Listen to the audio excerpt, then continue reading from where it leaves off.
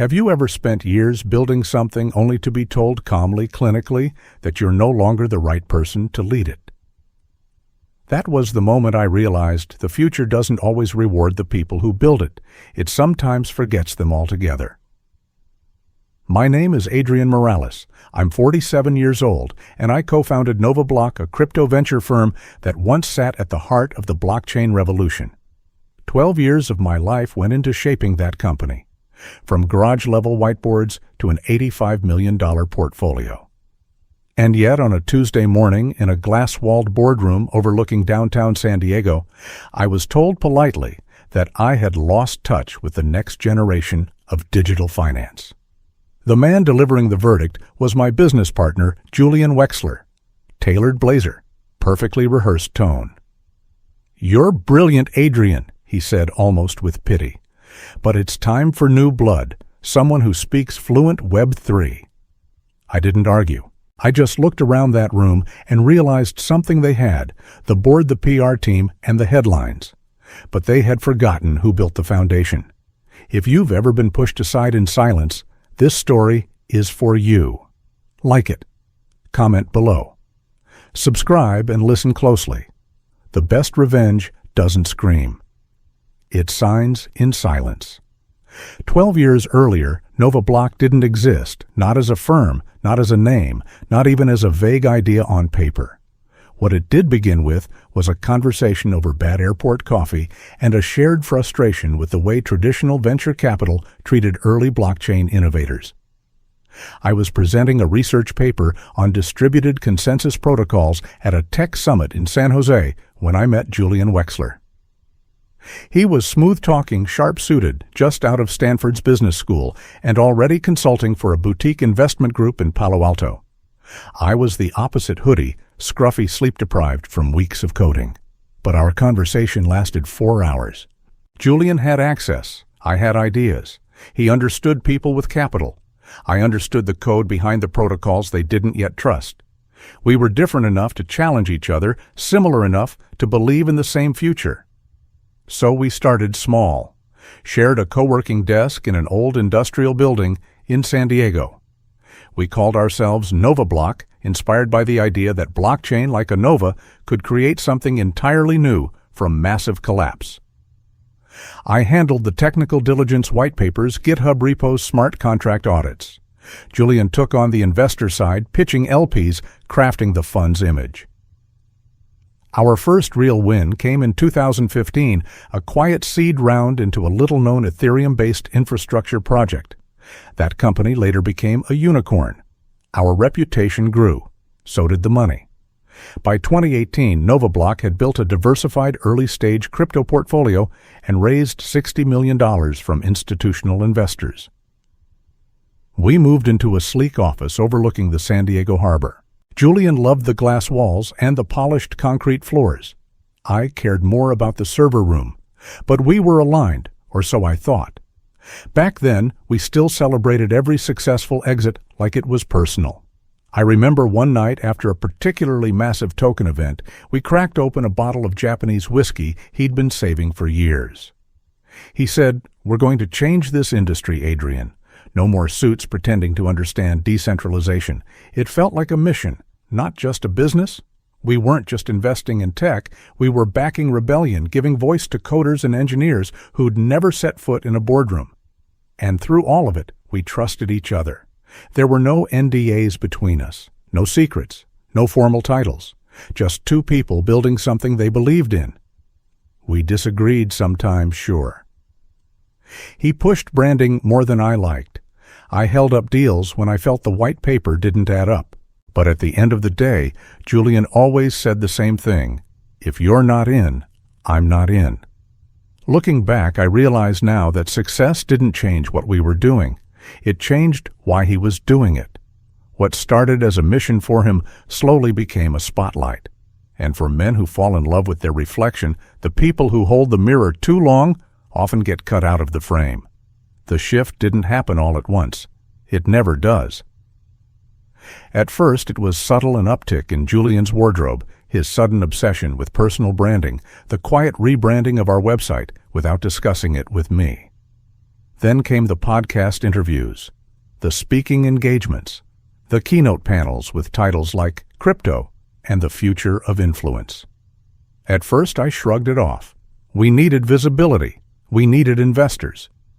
And Julian had always been the better face of the company, charismatic, polished, fluent in buzzwords. But somewhere along the way, the man who once spent late nights arguing the merits of on-chain governance was now more interested in appearing on YouTube thumbnails next to TikTok influencers promoting NFTs. The tipping point came when he pushed for an investment in a high-profile project backed by a reality TV star. It was flashy, overhyped, and according to my audit, technically shallow. The code was rushed, the white paper was fluff. But Julian didn't care. It's not about the product, he told me, it's about traction, narrative, community. These kids don't care about white papers, Adrian. They care about who's shilling it on Instagram. I pushed back hard. I reminded him that we had built NovaBlock on technical integrity, not trend chasing. His response was a half smile and a condescending pat on the back. "You're the heart of this company," he said, "but I need to be the head." That's when I saw it clearly for the first time. He didn't see me as an equal anymore. He saw me as a piece of legacy code, useful once, but increasingly irrelevant to where he wanted to go. From that point forward, things moved quickly. Julian began bypassing our shared review process on new deals, claiming founder trust with projects I hadn't even heard of. He hired a PR firm without telling me. And then came the board expansion, 2 former Meta executives who had never met me, but who somehow aligned perfectly with Julian's vision for growth. In board meetings, I became a formality. My input was noted, my concerns were valid, but outdated. Julian had a new phrase he liked to repeat: crypto moves fast. We need to evolve or die. But the truth was, we weren't evolving. We were abandoning our foundation for spectacle. I started to feel it in the hallways, too. The younger analysts avoided eye contact. The operations team began reporting directly to Julian. Even our shared executive assistant started calling him Mr. Wexler in meetings, never me. I wasn't the co-founder anymore. I was the guy who had helped get things started. And through it all, I stayed quiet. Maybe too quiet. I told myself this was a phase, that the mission still mattered, that Julian would come around. But I had forgotten one critical truth: power doesn't corrupt all at once. It corrodes slowly, like rust on steel, until the structure beneath you collapses without warning. It started with a calendar invite I wasn't supposed to see. A closed-door strategy session titled Next Gen Leadership Transition. No attendees listed, no agenda. Just one word in the notes section: alignment. I sat in my office staring at it for a long time. Then I closed my laptop and said nothing. A week later, Julian called for an informal check-in over coffee. We met in the lounge downstairs, not the boardroom, not our offices. Neutral ground. That should have been a sign. He smiled like always, but the tension was tight behind his eyes. I'd seen that look before when we negotiated hard terms with founders, when he smelled blood in a pitch deck. "Adrian," he began, "you know, I've always respected your mind, but I think it's time we shift your energy into something more strategic, less day-to-day, more big picture." He used phrases like advisor emeritus, founder in residence, legacy role. I listened, without reacting, every word hitting like a slow drip of ice water. "I've already spoken to the board," he continued. "They're aligned. We'll make this graceful, clean exit strong statement full equity buyout, and we'll say it was mutual." That word mutual landed like a slap. After 12 years of sweat code late nights and principled fights, mutual felt like a cheap lie. I asked for details. He handed me a leather folder with draft documents, legal language already polished, separation clauses highlighted, vesting timelines outlined to the day. The ink wasn't wet. This had been in motion for months. The new board members flanked Julian during our next official meeting. I noticed how they didn't look me in the eye when I walked in. They wore the same tight, polite expressions people use at funerals. Only this wasn't death, it was removal. Professional euthanasia. Julian took the lead. "We believe NovaBlock needs to evolve into the next phase of market relevance," he said, as if reading from a press release. "And that requires a leadership profile calibrated to the velocity of Web3. I didn't argue, not a word. I nodded, signed the paperwork, shook their hands like a man closing a chapter. Then I returned to my office, packed a single-box laptop frame photo of our first investment and a notebook full of handwritten architecture sketches from NovaBlock's earliest days. As I walked past reception, Mira, one of our junior analysts, gave me a puzzled look. "You taking time off?" she asked. I forced a small smile. Something like that. I sat in my car in the parking garage for 27 minutes without starting the engine. The folder Julian gave me sat on the passenger seat, its gold lettering catching the sunlight. Then I remembered something. A decision I had made 11 years ago during our first institutional raise. A small clause, a backup provision, a failsafe. Julian had the press, he had the board, he had the office. But I had something else, and he didn't even know it existed. That night, I pulled out the original partnership contract from the fireproof drawer in my home office. The folder was thick-aged slightly at the edges and bound with a red ribbon Julian had jokingly added the day we signed it. Old-school security, he'd laughed. Back then, he respected my obsession with contingency planning. Today, I was counting on it. I turned to the section I remembered negotiating in 2012, Custodial Asset Management subsection 4.3. At the time, I insisted that any digital asset under our firm's management, whether in cold storage staking pools or smart contract holdings, must be co-custodied through a multi-signature protocol. One of the signatures had to be mine. The clause was there, buried in dense legal phrasing, but crystal clear in its intent. No movement of digital assets could occur without my hardware-signed authentication. Not fiat, not company equity, just the blockchain-based funds, the lifeblood of NovaBlock. I closed the folder and exhaled for the first time all day. Julian had spent the past year pushing me out, painting me as the past. But in his arrogance, he'd forgotten that NovaBlock's crypto assets weren't held in traditional bank accounts. They lived on-chain under protocols I had personally configured with wallet seeds split and stored under a layered verification system only I understood. And I still had the hardware, a small scratched-up cold wallet I carried in my laptop bag out of habit. I plugged it in, entered the PIN. The screen flickered, then confirmed access to 8 wallet addresses assets totaling over 47 million in ETH stablecoins and locked tokens. Still intact. Still under dual custody, and entirely inaccessible to Julian without me. It wasn't just money, it was leverage. It was the pulse of the firm, the liquidity that allowed Julian to bluff through investor meetings and cut deals with meme coin founders. Without access, his empire would stall, unable to stake trade or even fulfill capital calls. I called Tom Harrison, my attorney, the next morning. "Tom," I said, "remember that custodial clause we buried in section 4.3? He paused. "You mean the one you insisted on after the Mt. Gox implosion?" "Exactly. I need to confirm it's standing under California business law." He chuckled. "Let me guess. Your co-founder forgot the blockchain, remembers everything." Something like that. While Tom reviewed the legal angle, I started mapping out every token, every smart contract we had ever signed with early-stage portfolio companies. I needed to know which relationships were tied to me, not NovaBlock, via personal advisory agreements, token vesting schedules, or handshake deals I had sealed over coffee, not conference tables. Because in crypto, custody isn't just technical, it's relational. Julian had the spotlight, but I had the keys.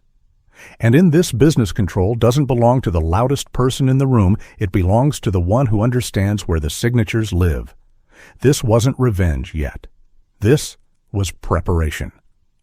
Over the next 10 days, I did what Julian never imagined I would. I disappeared from the public eye. No posts, no comments, no press. But behind the scenes, I was working with quiet precision, reaching out not as a founder, not as a legal adversary, but as a human being who had spent the last decade helping real builders turn ideas into impact. I began with my notebook, the one I had carried since day one. Inside were scribbled diagrams, token allocations, and the personal phone numbers of every founder whose project we had ever backed with more than money. I didn't rush. I called each of them one by one. Some I hadn't spoken to in months, some I had mentored from the earliest whiteboard stages. But all of them remembered me. My first call was to Zoe Tanaka, founder of Solemn Chain, a supply chain blockchain we had supported through its rocky pre-token days. I asked her how the team was holding up. She said she'd heard whispers that Nova Block was pivoting hard into influencer-backed DeFi tools and DAO merch stores. I didn't confirm anything. I simply said if I were to explore a more grounded long-term fund, one that put builders first, again, would you be open to continuing what we started? She didn't even hesitate. You were the only one who actually read our codebase. Adrian, let me know when you're live. The next call was to Marcus, co-founder of Tellerus Protocol. We'd bonded years earlier after a 12-hour debugging session before their first mainnet release. You built our confidence, he said. If you're leaving, we're not staying. Every conversation followed a similar rhythm. I wasn't selling anything. I wasn't even proposing formal transitions. I was just showing up, reminding them of what trust looks like in an industry where hype often outweighs substance. By the end of the week, I had spoken to 12 founders and 3 lead engineers. 9 had expressed direct interest in whatever you build next. 4 offered to make introductions to others who'd grown frustrated with Julian's increasingly performative direction. Legally, I was careful. I never promised contracts, never suggested immediate migration. My non-compete clause prohibited solicitation, but not relationships. And relationships were what Julian had always underestimated. While he was flying to crypto expos in Dubai, posing for pictures next to rappers and Twitch streamers, I was having real conversations with the people who actually wrote the code that kept his firm relevant. Late one night, I got a text from Mira, the junior analyst, who had watched me walk out with a cardboard box. Just so you know, she wrote Julian's having emergency meetings about cold wallets. They're locked, aren't they? I didn't reply. I didn't need to, because the seeds had already been planted, and when the time was right, they would grow quietly, steadily, and right under Julian's feet. The first real crack appeared in the form of an urgent board memo leaked unintentionally by an assistant who CC'd my old Nova Block email by mistake. The subject line read, "Liquidity Risk Contingency, Cold Wallet Access Delay." Inside were frantic bullet points delays in asset deployment, inability to finalize a staking deal concern from 2 major LPs about operational security. Julian was losing control, and for a man who had built his reputation on the illusion of authority, nothing was more threatening than technical reality. The assets weren't just numbers on a dashboard, they were protocols and permissions, and I still held half the keys. 2 days later, I got a call. Unknown number. Adrian Julian said, his voice tight but measured. "We need to talk." I let the silence stretch. Then, about what? "There's confusion around wallet permissions. It's a system thing, nothing personal, just want to get it sorted." "Check Section 4.3 of the contract," I replied. "The system's working as intended." He tried to laugh it off. "You're not going to hold the company hostage over a legacy clause. I'm not holding anything. I'm just not signing things I no longer trust." That same afternoon, I received a letter from a high-powered legal firm in Palo Alto hired by Julian. It was dressed up as a formal inquiry, but its tone was unmistakable, accusatory, aggressive, and desperate. They claimed I was obstructing company operations, undermining fiduciary duty, possibly violating my non-compete through informal communications. I forwarded the letter to Tom Harrison. "These guys are bluffing," he said, after reviewing it. "But they're scared. That tells us a lot." Julian escalated. Fast. Within a week, I was named in an emergency injunction filed in California court demanding I be compelled to hand over full access to the crypto wallets. They claimed immediate operational harm, citing urgent investment opportunities compromised due to technical lockout. We showed up to the hearing with one document, our original partnership agreement. Tom walked the judge through the clause. Clear, specific, fully enforceable. The judge dismissed the injunction in less than 20 minutes and ordered Julian's firm to pay our legal fees. But Julian wasn't done. He pivoted to the media, leveraging his PR contacts to plant articles in crypto trade journals claiming founder disputes at Nova Block. He painted me as a brilliant but increasingly unstable tech lead who had struggled to adapt to modern Web3 dynamics. A sad fall from grace narrative. One article even quoted an anonymous source describing me as stuck in the past. I didn't respond. I didn't need to. Because behind every tweet, every press release, every desperate spin, Julian was racing against something he couldn't PR his way out of time. The cold wallets were still locked. The LPs were getting nervous. And worst of all, for him, the founders, the real builders, were growing quiet. Not hostile, just distant. That silence wasn't fear. It was focus, and it wasn't going his way. The launch of Solara Capital didn't begin with a press release. It began with a simple message sent to a list of 16 people I trusted, founders, engineers, and 1 or 2 early-stage investors who had stayed quiet through the storm. We're live. Same principles, different banner. That was it. No hashtags, no branding, just clarity. I had spent the previous month laying the groundwork quietly. Jennifer, my former executive assistant at NovaBlock, had reached out to me in confidence after Julian fired her for asking too many questions about client file access. She knew where everything lived, and more importantly, she remembered who had built it. Together, we registered Solara Capital, leased a small but functional space in Mission Valley, and launched a stripped-down website. Our value proposition was simple, founder-first, research-driven, integrity-led venture funding. No celebrity endorsements, no synthetic hype, just diligent support and code that actually worked. The first call came an hour after the site went live. It was Zoe Tanaka. "Tell me where to sign," she said. "We're not sticking around to be a logo on Julian's pitch decks." By the end of that week, 12 projects had formally terminated their advisory relationships with Nova Block. 9 signed with Solara. 3 asked for NDAs to protect their transition until Julian's PR fog burned off. Within 10 days, we had $45 million in assets under soft agreement locked for transition as soon as their governance tokens cleared. Mira, the junior analyst who had quietly supported me since my exit, joined us as head of research. She brought 3 team members with her, disillusioned, exhausted, but ready to work in a place where metrics mattered more than memes. Julian's reaction was predictable. He accused us of orchestrating a coordinated raid on Nova Block's portfolio. He filed another legal complaint, this time alleging breach of fiduciary duty and unauthorized client diversion. But the paper trail betrayed him. Every founder who moved had done so legally, voluntarily, and with contractual autonomy. Most had side letters or personal advisory agreements that named me, not Nova Block, as their point of contact for strategy. Still, Julian didn't stop. He unleashed another round of press hits suggesting Solara was a breakaway group built on bitterness, that we were legacy players clinging to old narratives. But something was shifting. One of Nova Block's largest LPs, a mid-sized pension fund in the Pacific Northwest, reached out to me. Not officially.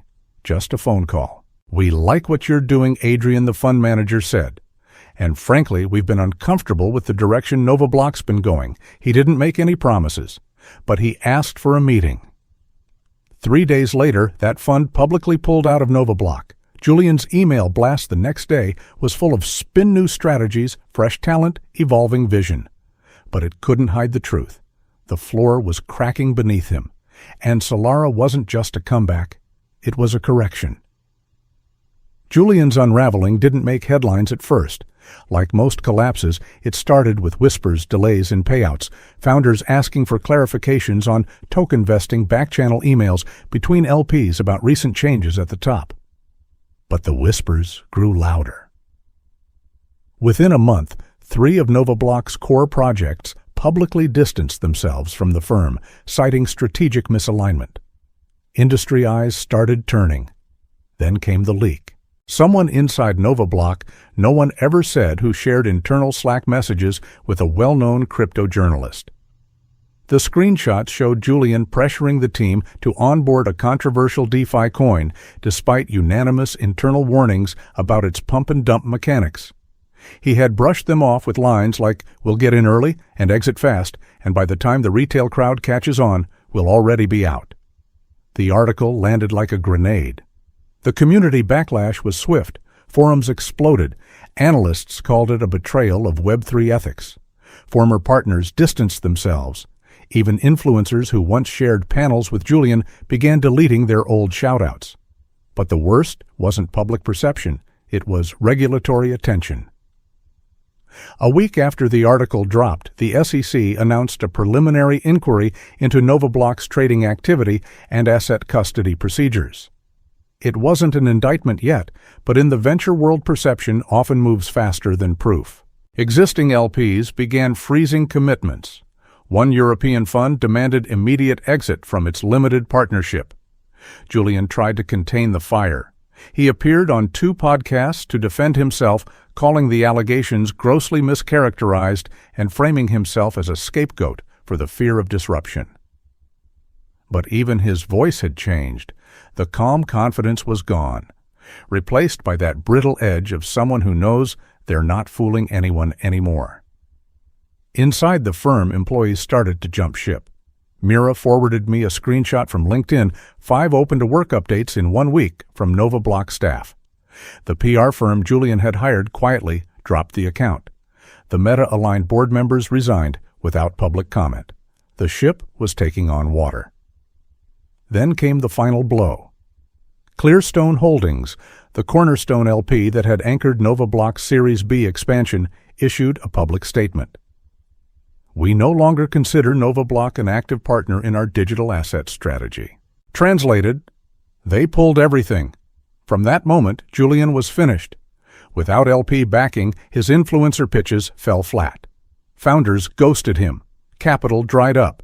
His empire built on image noise and neglect had no foundation left. 3 weeks later, NovaBlock filed for voluntary dissolution. Julian tried one last desperate move, contacting me through a mutual acquaintance. He asked for a meeting, said he wanted to talk off the record. I didn't answer. There was nothing left to say. Karma in crypto doesn't always come through hacks or hostile takeovers. Sometimes it's a signature you forgot existed, a clause you never read, and a partner you underestimated until the very end. I stood at the window of Solara Capital's new office, a modest glass-paneled space overlooking Mission Valley. The sun was just beginning to set, casting long shadows across the desks where Mira and the team were reviewing new proposals. It wasn't flashy. There were no marble floors or neon signs. But it was real. On my desk sat a small black USB drive labeled Genesis Wallet. Trust is earned. Inside it were the original cold wallet credentials from NovaBlock's earliest days. I hadn't touched it in weeks. I kept it not for utility, but as a reminder. Not every ledger records what matters most. The blockchain can track transactions, ownership movement, but not loyalty, not betrayal, not the quiet moments when someone chooses integrity over profit. Julian will likely reappear somewhere, rebranded, rebrushed, recast in someone else's narrative. That's how these stories usually go. But for me, this wasn't just about revenge. It was about reclamation. Not of capital, but of clarity. Of knowing that I never needed the spotlight. I just needed the freedom to build without compromise. We don't get to choose how others remember us. But we can choose what we stand for when no one's watching. That's the only ledger that really counts. Most people believe success in venture capital comes down to timing, access, or capital. But Adrian Morales' story reminds us of something deeper, something less flashy, and far more dangerous to underestimate: the quiet power of trust. He didn't win by hacking the system. He won by understanding it both technically and ethically. While others chased trends and attention, he built real relationships, read the contracts, and kept his values intact. In an industry obsessed with disruption, he proved that consistency, clarity, and integrity are the most disruptive forces of all. In crypto and in business in general, your reputation isn't built in press releases. It's built in silence, in how you treat people when no one is watching, in what you sign, in what you honor, and in what you choose to walk away from. If you've ever been underestimated, pushed aside, or quietly replaced, let this story stay with you. Because the game may change, but principles don't. If this story resonated with you, drop a quick comment, like "Real power needs no spotlight." And if you want more stories that speak to justice, resilience, and intelligent revenge, subscribe, share, and stay with us. The next one might just be your story.